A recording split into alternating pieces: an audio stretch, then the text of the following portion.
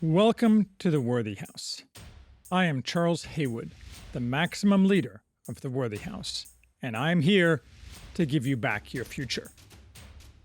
At the Worthy House, we offer reality-focused writings on a variety of topics, often on history, politics, and, in general, on human flourishing in the coming post-liberal West. Written versions of all Worthy House writings are available at our main site, theworthyhouse.com. Today we are reviewing The Bear, History of a Fallen King by Michel Pastoureau. Symbology is a key element of any successful modern political movement. Animals are rarely modern political symbols. Certainly modern mass ideologies, from communism to National Socialism, have eschewed such symbology. Living creatures, whose exalted metaphorical political use was once widespread, are now usually mere lowbrow holdovers from the more distant past. Elephants and donkeys, for example. Yet America, when it was America, used the majestic bald eagle with great success. And I think that when we seize the future, we need outstanding symbology. In this light, I am working on the symbology of foundationalism, and this interesting book helped me focus my thoughts. The Bear caught my eye because of a review in the magazine The American Sun, which also touched on symbology for the modern right.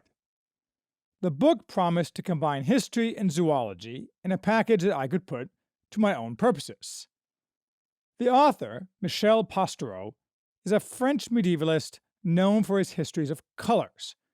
After learning that, I bought his book, A History of Yellow, for my daughter, who has a strong artistic streak and whose favorite color is yellow. This book was originally written in French for a European audience. It therefore focuses on European brown bears. It says little about polar bears, and almost nothing about North American bears, the black bear and the American brown bear, the grizzly. Pastoureau's basic claim is that in Europe, for millennia, the bear was the king of the beasts, and that it was consciously and methodically dethroned by the Roman Catholic Church. He has a tendency to make claims that exceed the evidence, but this core claim seems generally sound. Pastoureau begins with prehistory. In ancient Europe, the bear was, it appears from archaeological evidence, the object of some degree of cult activity.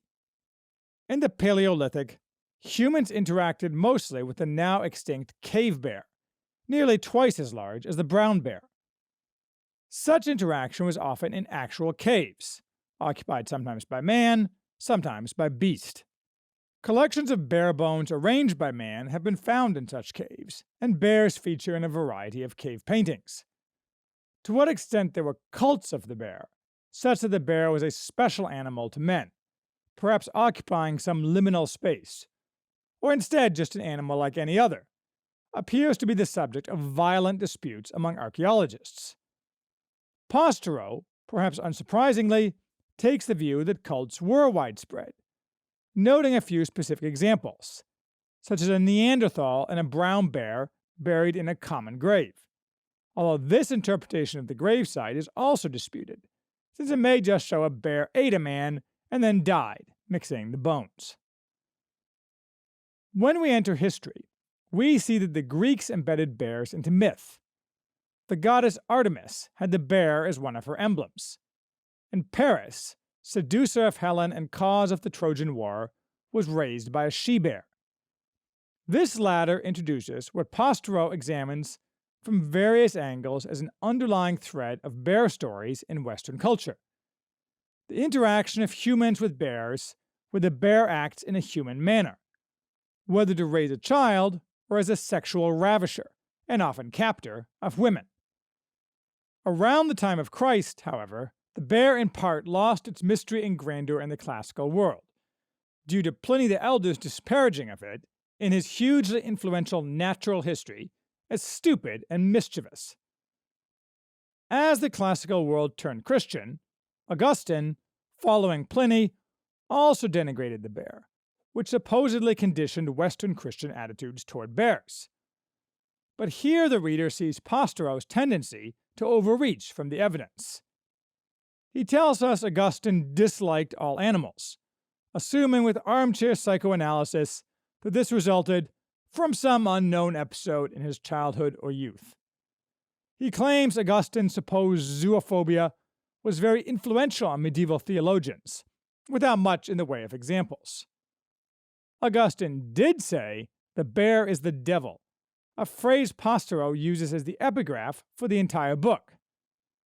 The context for this statement is not given, however, and although Pasteur cites to where Augustine said this, in the footnote, the phrase is actually, the bear prefigures the devil. The bear is the devil. This suggests a more complex analysis. The citation is to one of Augustine's many sermons, but I cannot find the whole sermon anywhere online to determine what Augustine's larger point was. The only internet references to the phrase in English refer to this book, which doesn't mean Pasteur made it up, but it does suggest that he's exaggerating the importance of the phrase. My guess is that Augustine was drawing some kind of scriptural analogy to the natural world, something very common in his sermons, not making an existential judgment on the bear itself, as Pasteur would have it. Regardless, when Christianity came to Europe, it faced a bear problem. In Europe, the bear was, from time immemorial, regarded as the king of the beasts. This was a natural choice, because the bear was the strongest European animal, unconquerable by any other beast. Other societies chose the elephant, the jaguar, the eagle, or the lion. The bear became a totemic animal, combat with which burnished reputations, whether of a young Scandinavian man entering adulthood, or of an older man seeking more luster. Thus, Godfrey of Bouillon, before he became ruler of Jerusalem, was said to have defeated a giant bear in single combat, echoing the defeat by the shepherd David of a bear and a lion, found in 1 Samuel. But as a totem, the bear was seen, accurately, as a distraction from the true God, at best, and an active rival, at worst. Pasteur goes on a very long tour of European medieval history as it relates to the bear, tracing the long decline and fall of the bear from its perch as European king of the beasts. Charlemagne, eager to stamp out paganism and to increase safety, organized massive bear hunts when he wasn't hunting Saxons. Yet at this point, bears weren't regarded as wholly bad. Their old reputation stayed largely intact, and Pasteur claims, on thin evidence, that bear cults continued in many areas.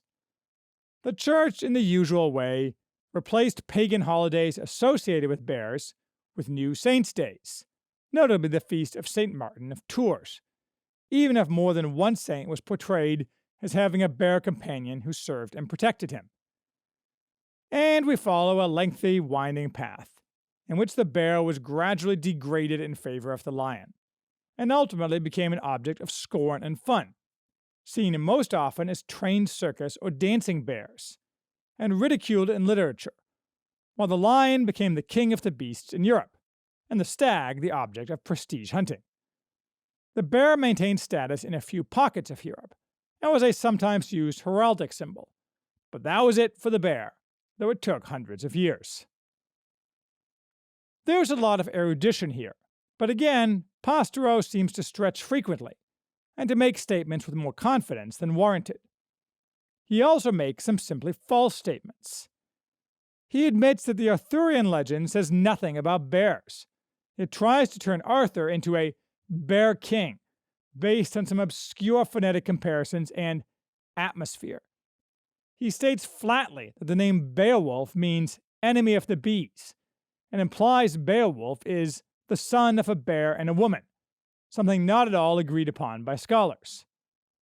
And he incorrectly claims the medieval church banned human dissection, a long disproven myth. This is mixed with lots of interesting tidbits, such as medieval discussions about whether male bears could father human children, the origin of several Scandinavian family legends of being founded by a bear. So it's not all bad, but I think you have to take Pasteur's broader conclusions with a grain of salt. To take another example, Pasteur claims that medieval theologians pondered the role of animals in creation, whether they had souls and might be redeemed. The supposed key scriptural passage for this debate is Romans 8:21, which he quotes as, "The creature itself also shall be delivered from the bondage of corruption into the glorious liberty of the children of God." Now, I'm perfectly willing to believe that some animals get to heaven, and some theologians hold that. To me, it seems to go along with the resurrection of the body.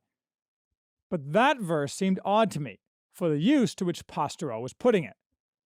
So, looking it up, it turns out that in English translations, only the King James uses the word creature. All others use creation, the standard translation of the original Greek word.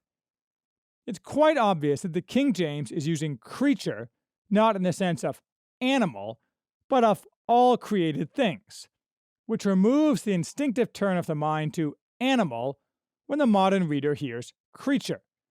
Thus, this verse proves far less than the author would have us believe. How this was treated in the original French in which this book was written, I do not know. Somewhat to my frustration, after his initial talk about Greece, Pasteur drops talking about any place but Europe. I am curious what the view of the bear was in, for example, the Eastern Roman Empire, or for that matter, Persia or China.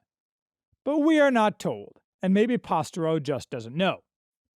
And then Pasteur ends the book on a down note, straining to be topical and politically correct, incorrectly claiming that bears of all types, black, brown, and white, are about to disappear, which again introduces false notes into his work. So the book is fine and interesting, despite its limitations. Let's turn to my derivative topic, political symbolism. What of the modern symbology of the bear? You don't find much about this in the book. Pasteur makes a comment in passing. The bear is sometimes recruited in the service of regionalist causes foreign to me. He does not specify what those causes are, and his comment struck me as strange, because I'm not aware, and cannot find any reference, to any causes that use bear symbology. Foreign to me seems to mean not unknown to me, but rather causes with which he disagrees. I don't think he means Russia. The bear is a relatively recent symbol for Russia, and more importantly, one used by outsiders, not by the Russians. Regardless, there are a few, but only a few, other uses of bears nowadays. The California flag, for example, has a grizzly bear, although nobody pays much attention to that. Arctos Media, the right-wing press, is named after the Greek word for bear, something I did not know until I read this book, and the name is not explained on their site. But in general, the bear is simply not in use as a political symbol in the modern world. Whatever current use may be made of bears, symbology is crucially important for a political movement. It allows easy identification of friend and enemy, and serves as a rallying point, physical and psychological. It permits the leaders to harness the energies of the crowd. Men will die for a symbol, but they will not die for an idea not reified by a symbol. Without some symbology, a political movement in the modern world might as well not exist. Political symbols fall, I think, into three basic categories. First, metaphorical or translated symbols taken from the natural world, such as animals, which have fallen into desuetude as political symbols, for the most part. Second, human beings. Traditionally, monarchs of their countries served as symbols, though little is left of that. I suppose the Pope might be considered a symbol of the Roman Catholic Church, so this is of no real relevance today, except in occasional cults of personality. And third, graphic images of no independent meaning, what would be called fanciful or arbitrary under trademark law. This last is the most common modern political symbology. Both the left and the right have used graphic symbols in the modern era, say from 1900 onwards. The left has, for example, created and used powerful symbols, such as the communist hammer and sickle and red star, or Sergei Chakotyn's anti-fascist circle. This latter has been repurposed by Antifa and is therefore widely seen today, though not often understood by normies. The right once also used symbols with great success, most obviously the swastika, but also lesser-known symbols such as the Hungarian arrow cross. At one point, symbols were, we all know, a key part of the battles between right and left. More so in Europe than America, however. In America, only the left used symbology. Not just the classic left symbols just mentioned, but also other symbology, sometimes including animal symbols, such as the stylized eagle of the National Recovery Administration. That only the American left has ever used symbology is not surprising, given that there was never any actual American right until very recently, merely those opposed to a greater or lesser degree to the speed in which America was moving in a leftward direction. This pattern continues today. In 2021, despite the rising yet inchoate right, only the left uses symbology to any significant degree, and thus there is no battle of the symbols. This is a major disadvantage for the right, who can be cast as, and made to feel, isolated as a result. Yes, some fringe groups on the right use symbology, the 3%er image, for example. One also sees not infrequent use of the Gadsden flag, but that merely proves my point, because that flag does not have any very clear meaning. It means different things to different people, and is not associated with any organized movement, or even a clear political set of values, which dilutes the value of the symbol. You see the same thing with the use of the Confederate flag, which has lost its irredentist meaning and now is basically the same thing as giving the middle finger to our left overlords, but despite the hysteria surrounding in the media, is actually seen very rarely on the right. Still, the terror campaign of our current regime against those who use any such symbols, most aggressively against the 3%ers, who set themselves overtly against our temporary overlords, suggests their fear at the power of symbols. On the left, the rainbow flag, the so-called pride flag, the symbol of ascendant global homo, has recently been adopted in practice as the official flag of America. Notably, and with new meaning now, the American embassy in Kabul this past June made a big production out of their elevation of the global homo flag above the embassy. Strangely to many, the Afghans didn't seem to find it inspiring. My guess, not an original one, is that action served as a powerful recruiting device for the Taliban, along with the other innumerable manifestations of global homo pressed on the Afghans over the past 20 years. True, today's stupid and fractious left can't even settle on one version of the global homo flag. They keep adding new stripes and colors to satisfy the latest and loudest set of freaky deviants. Nonetheless, flying the flag of global homo means something very clear to the followers of that ideology, and, annoying me no end, has ruined the use of the rainbow for other purposes. Yet another crime in an endless list of crimes that will need to be punished. Flying it therefore allows one to feel part of a larger group, to know one has allies and who they are, and who is the enemy, as well as to signify one's supposed moral superiority. It is, as Wolfgang Schivelbusch said, the symbolism of compliance. The right has no symbols like this. This suggests the right, by which I mean primarily the American right, needs to find a coherent overarching symbology. One obvious candidate is just the old American flag, the stars and stripes. The left now treats this as a right-wing symbol, and so in practice, simply flying it is now a right-wing statement. My problem with this is that it's passive and doesn't accept reality. America no longer exists, and while I'm fine with flying its flag, doing so as a political statement is basically a rearguard action. Pathetically begging our enemies to not destroy our country, a task they've already accomplished, and are now moving on to planning camps for us. It does not call to battle, and it does not embody any actual program. We need bolder action. So, focusing on my own program, what should be the symbology of foundationalism? We need an instantly recognizable image that can be tied to the political system and does not carry, today at least, any particular meaning.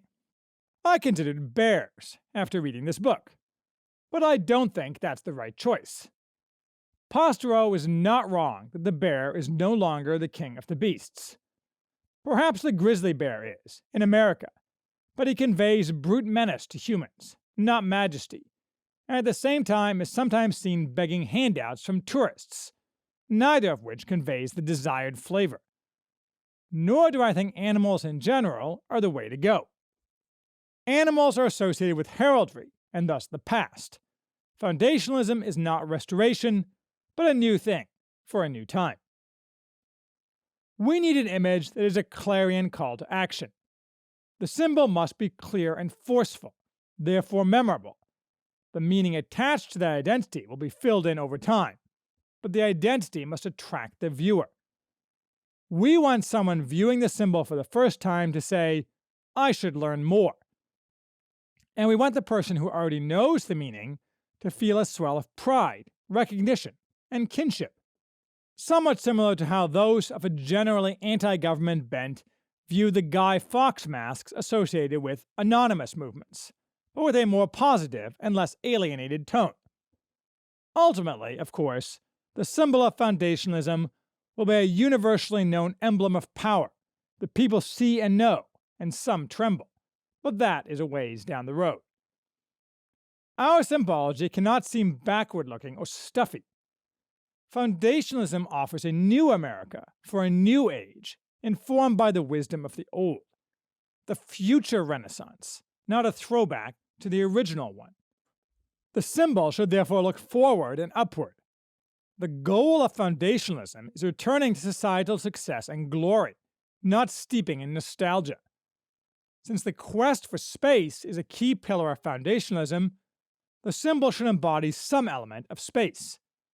There should also be a clear, but not excessive, masculine feel to this symbol. Not because foundationalism is exclusively for men, though certainly in a society based on sex role realism, men will do most of the ruling, but because hyperfeminization is one of the worst corrosions of the modern world, and a stance against it should be obvious from the symbology. So I will, I think, hire someone to come up with this symbology. In modern times, the left has tended to have better graphic artist talent. This is a historical anomaly, however. As I've demonstrated elsewhere, it's just a myth that artists tend to skew left. In fact, it seems to me that left artistic energy is exhausted, in part in a pathetic striving to be inclusive, what has caused the silly mutations in the global homo flag. The inability to be bold leads to enervation, and there's quite a bit of artistic energy on the right. It's found mostly in memes and is disorganized, but can be directed and channeled. It's also, unlike the left, not heavily funded, but perhaps that's an advantage, since art of this type is cheap to produce, and thanks to technology and despite massive censorship, easy to disseminate. Just wait a few months, and I will reveal the results.